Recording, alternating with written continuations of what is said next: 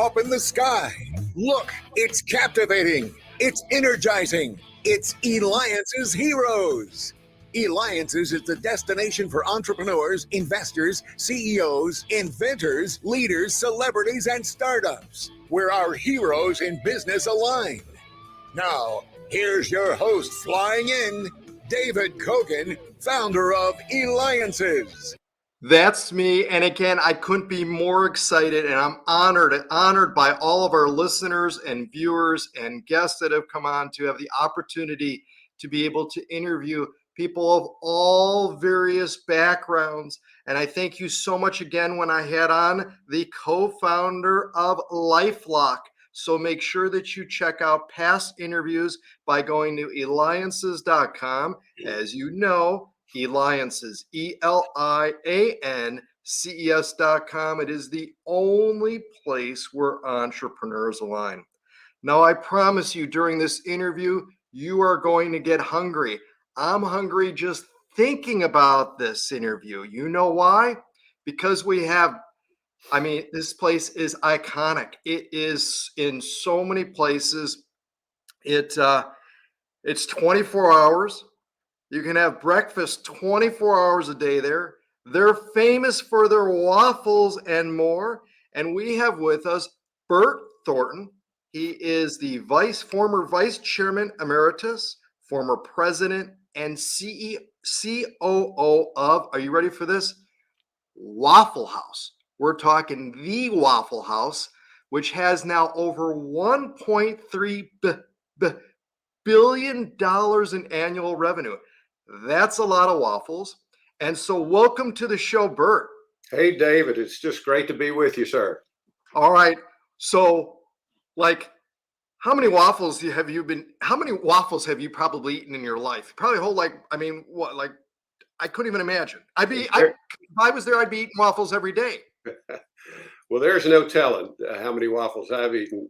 I've eaten a lot more hash browns, scattered, smothered, covered, chunked, diced, top, peppered, Captain Country than I have waffles. But we serve millions of waffles a year. It's just a phenomenal number. And how long were you with Waffle House? So I started back in the early 70s. I was with Waffle House for 40 years, president for about the last 10. And I actually got into business. My fraternity brother, I was an ATO at Georgia Tech. I was there on a football scholarship, played for Bobby Dodd back when the earth was still cooling. And my fraternity brother, Joe Rogers Jr., called me one day, much later in life, and said, Pop founded Waffle House, and we're getting into it to try and take this seat of the pants entrepreneurial effort to a different level. Will you come up and talk to me about it? And I said, sure. And I went up there in Atlanta, and the next thing I knew, I was flipping eggs and turning hamburgers. So that's how I got started. And you were with them for how long? 40 years. 40 years. Did you ever imagine in the world that you would be there for that long when you first started? We had under 100. I think the number 45 sticks in my head, but it may have been a couple more than that, 45, 50 restaurants when I started. I think coffee at that time was 25 cents. Waffles may have been, I remember when waffles went over $1 and I thought we might as well close the doors. Nobody's going to pay $1 for a waffle. But that was back in the late 70s, the mid to late 70s. So I never really imagined, never really had time to imagine as we were building this iconic restaurant brand from what Pop and Tom Fortner, the founders, had envisioned. Never had time to think of it, but yeah, it was a great ride. I mean, truly amazing, and the growth of it has been just phenomenal. And the locations. How in the world are they able to stay open 24 hours a day? Well, it's a struggle. I mean, particularly in today's environment where you have the government paying people to stay home, and you've got the Great Resignation going on. We have a core group of people. Waffle House is actually employee owned. Most people don't know that. What you would call waitresses and cooks, we call the grill operators and salespeople. they are actually stockholders, as are maintenance techs and staff. And so when you're talking to owners about what needs to happen in the business, it's a little different than talking to someone who is just there for a week trying to make some money. But we still have, after that core group that we have, it's difficult to staff restaurants sometimes with this kind of mishmash that's going on in America today, where people are just thinking that work is not important, and there's a different lifestyle that we ought to lead. Right, right. And Bert, you have the famous first name there. Everybody knows your first name when they walk into a Waffle House. Isn't that crazy? Why is that? Well, back if you were dumb enough to order chili in a Waffle House in the late 70s and early 80s, we would scoop it out of a Heinz or Gebhardt can and heat it up for you. So I was out in Dallas, Texas, running the restaurants basically west of the Mississippi, and my fraternity brother, who then was president, came out and he said, "We've got great products, Bert, but we're using this canned chili. You're in the chili capital of the world here in Texas. Will you come up with a great recipe?" And I said, "Sure." And it took about a year to develop it. It was an overnight home run. We actually sell about 11 million bowls a year of chili right now. And the next thing I knew, he had put my name on the menu, Bert's Chili. And I called him and I said, "What in the world have you done, Joe?" And he said, "Well, this is just for a job well done." But I know he just wanted somebody to supervise the quality of the chili for the rest of his life, because if your name's on it, you will taste it everywhere you go, as I did yesterday at Waffle House number 586 in Pensacola, Florida, and it was terrific. That's amazing. I mean, what a dream to have something named after you on the menu. Like that's when you know you've hit star status. It's a blessing and a curse, I'll tell you that. Now, one of the things that our listeners and viewers, by the way, again, you're listening and watching me, David Kogan, host of the Eliances Hero Show. Make sure that you go to Eliances.com. That's ELIANCS.com. We have with us the former Vice Chairman Emeritus and President and COO of Waffle House, $1.3 billion in annual revenue. With us, Bert Thornton. Now, Bert, we're going to talk about creating value in other people's lives. In fact, your latest book, you're the co-author of A High Impact Mentoring, a practical guide to creating value in other people's lives. We'll have the link below and stuff. You can get it at Amazon. Again, it's High Impact Mentoring, a practical guide to creating value in other people's lives. Bert, share with us some of the secrets. How do we create that value in other people's lives? Sure. Here's the way I got started on this. It's my firm belief that a successful life is about adding value, and where better to add value than in someone else's life. I looked around and I saw that we've got this ironic, crazy thing going on in America today. On one hand, we have this multitude of rising high achievers who would benefit greatly by the experience and wisdom of a skilled mentor. And on the other hand, we have this legion of savvy organizational and business leaders out there who could, would, and should fit that bill, but they're not getting together. And I tried to figure out, why is that? One of the reasons is some of the rising stars that I've met don't even know that there is a mentoring resource like that out there. And if they were, they think they either weren't ready, or they didn't qualify, or they'd just be afraid to ask for help.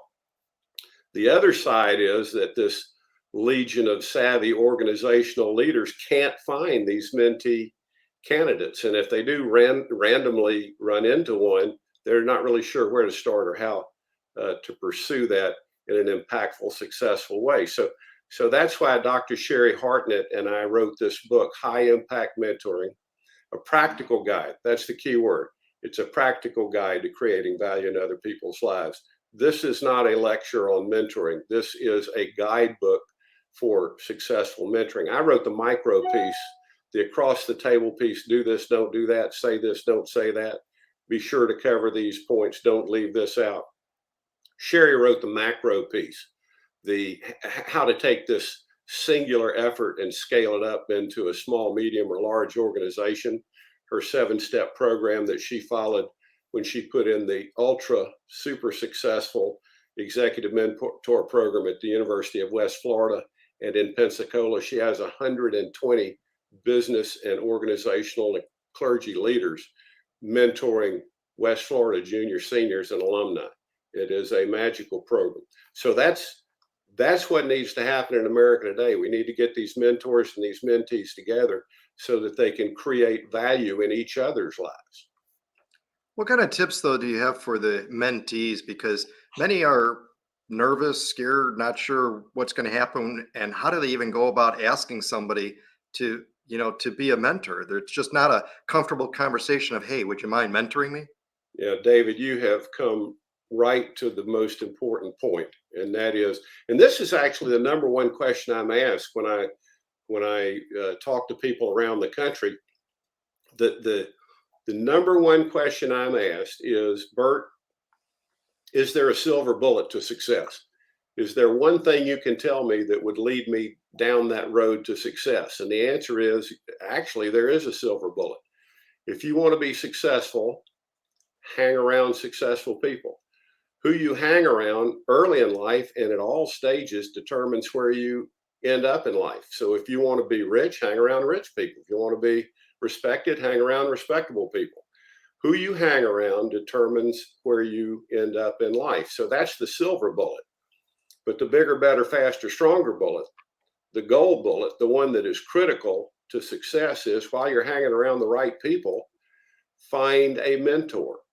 Find a mentor is someone who will guide you through the social, political, cultural aspects of your life and business, and it is essential to your success.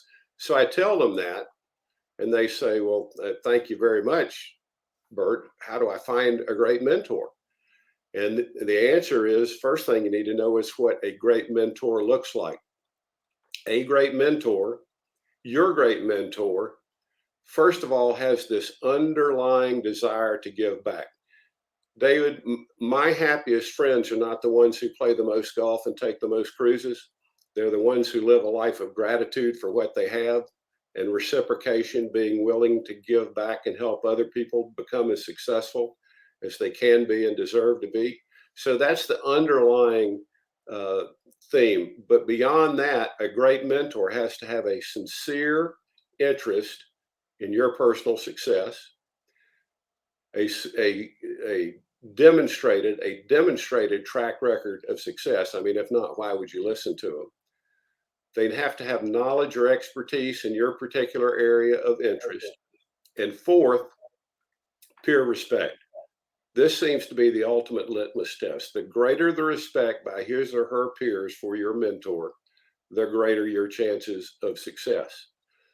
The question then comes after that. They say, okay, Bert, I've found what I think is going to be my great mentor.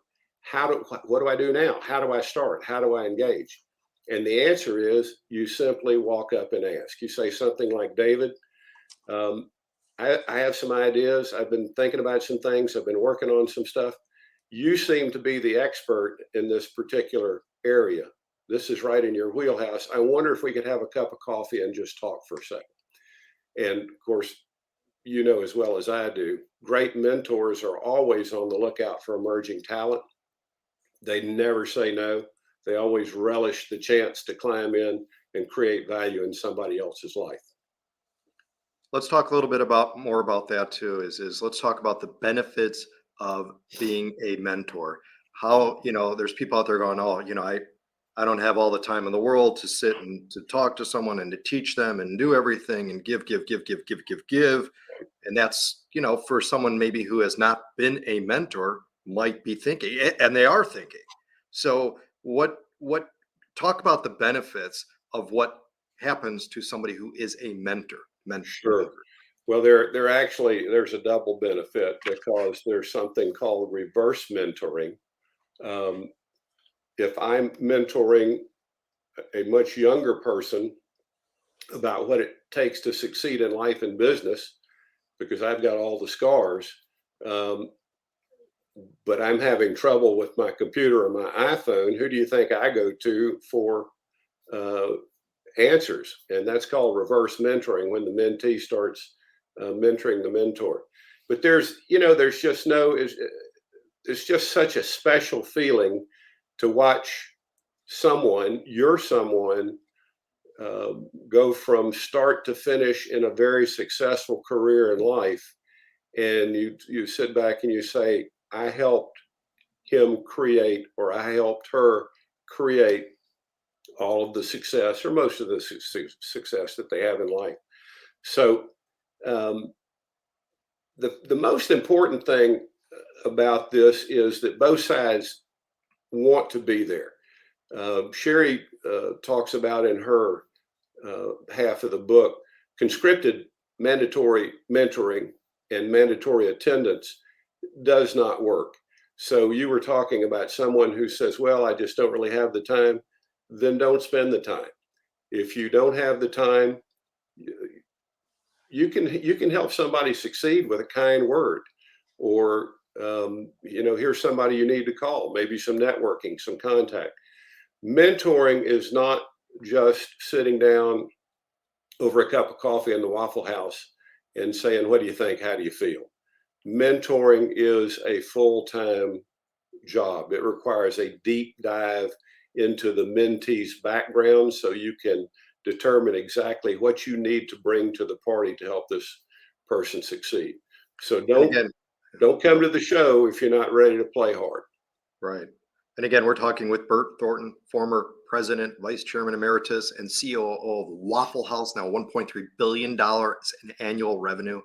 You can reach him by going to highimpactmentoringbook.com, highimpactmentoringbook.com. And of course, we'll have it on our website at Eliances, Eliances.com. Eliances is the only place where entrepreneurs align. So, Bert, talk about, can you give us some, have you had a mentor, and have you done mentoring? Can you talk to us a little bit high level on that?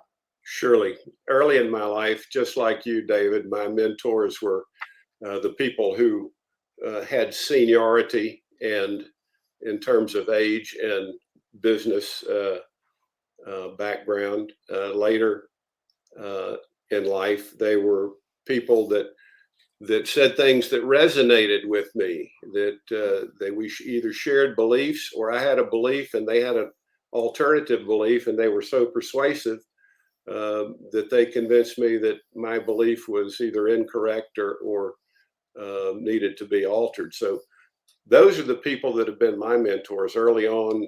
Certainly, I played high school and college football coaches. Later in life, it was people I worked for and people I worked with, kind of parallel mentoring. You can find a mentor anywhere, and you can be a mentor to anyone who needs a helping hand to lift down and pull them out of the fog, and school them on what they need to be very successful. And Bert, for most people who are starting to work and getting into, the whole career aspect, it's my belief that people want to be rich. They want to be happy. They want to be happy first. They want to be rich. And maybe those two do go hand in hand. Here's what I tell people. And I learned this from a guy named Jim Rohn. You're familiar with Jim Rohn. He's the great author and motivational speaker, but I actually met him, and he told me, he said, Bert, he said, you cannot chase happiness and success. You cannot chase happiness and success. You acquire it by becoming the person who attracts happiness and success. So you can't chase it. You have to become the person who attracts happiness and success. So that's when I mentor people. I don't just lecture them. I try and turn them into the person that attracts or can attract happiness and success. I'll tell you a very successful mentoring story. It's actually kind of a peek behind the Waffle House curtain. It's a story about a young man named Dave Rickle. First met Dave when he was a bright, fresh, young, brand new, still in the crate Waffle House unit manager. He ran the Waffle House on Northside Drive just off the Georgia Tech campus in Atlanta. I'd heard about Dave for some time. This bright young guy, college athlete, premium college, Cornell University, uh, great core values, great people skills. Knew I had to meet him. So I went to his restaurant early one evening when I knew he would be working the supper shift. And I walked in, and there was Dave right where he should have been, right behind the counter, taking care of business. And he rushed out to shake my hand and meet me. And we talked for a few minutes. And then we got behind the counter and do what Waffle House people do, taking care of business, taking care of you, washing dishes, bussing tables, cooking, cleaning, whatever we needed to do. And then I took him in the back room to get to know him a little better. And that's when David asked me the question that would change his life and his career forever. He said, Bert, how do I get promoted? I said, simple, Dave. You make yourself the obvious choice. You make yourself the obvious choice. He said, great. How do I do that? So what ensued there and over the next 15 or so years was a conversation ongoing about what it takes to succeed in life and business. So the end of the story is I ran into Dave about 5 weeks ago at the Waffle House corporate office in Atlanta. And I asked him the question I'm fond of asking folks that I raised in the business but haven't seen for a while. I said, Dave, what have you learned since I saw you last? He said, Bert, I've learned you were right. I said, great answer, Dave. Great answer. Right about what? He said, do you remember the first time we met? I told him I remember it well. He said, you looked me in the eye and you said, Bert, you can succeed if you care, if you try, if you learn, if you stay.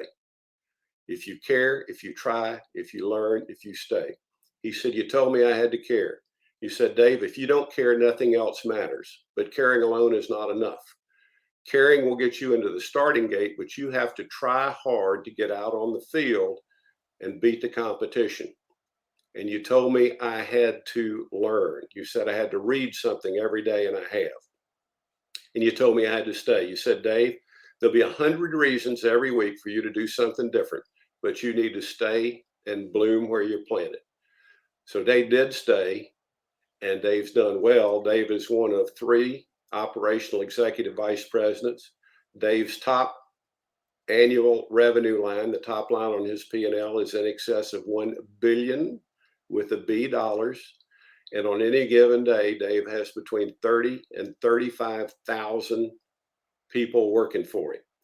So Dave's done well, but he hadn't done any better than any of us can if we care, if we try, if we learn, if we stay. You got to care the most. You got to try the hardest. You've got to learn something every day. If your job or your company is growing faster than you are, you're falling behind and you have to stay. I tell people all your life, other folks will try to convince you the grass is greener on the other side of the fence. But here's what you need to know. Everybody's grass has dirt on the bottom. You just have to be standing close enough to see it. Phenomenal advice, Bert. Absolutely phenomenal. And I need to ask you this too, is what about the students that are out there now, those that are in high school? If there were, and you gave a lot of core, excellent information and stuff. But if you had to do it all over again right now and in high school, freshman year, you're approaching high school, so you're starting to build up, perhaps going to college after that, whatever. But what would you say to, and maybe it's some secrets you share either if you have children or grandchildren, or you would share with those that are freshmen in high school? I have 3 daughters, all Georgia Tech girls, by the way.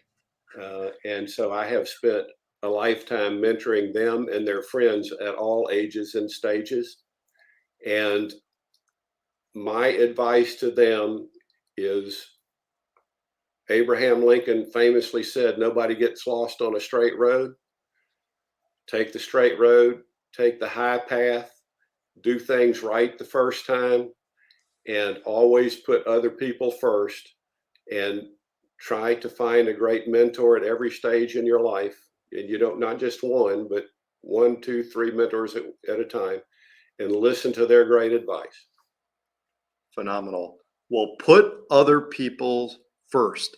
Bert Thornton, you co-created the Guide for the Guides, helping coaches work effectively with their mentees. That's a hero. Former president and COO of a Waffle House, now $1.3 billion in annual revenue. co-author of High Impact Mentoring, a practical guide to creating value in other people's lives. You can get it on Amazon. Go to his website, highimpactmentoringbook.com. This has been David Kogan with the Eliances Hero Show. And I'm going to have to go right now after this to Waffle House. Bert, will you please join me? I'll be right there with you, David. Thanks a bunch. It's been great. Thank you.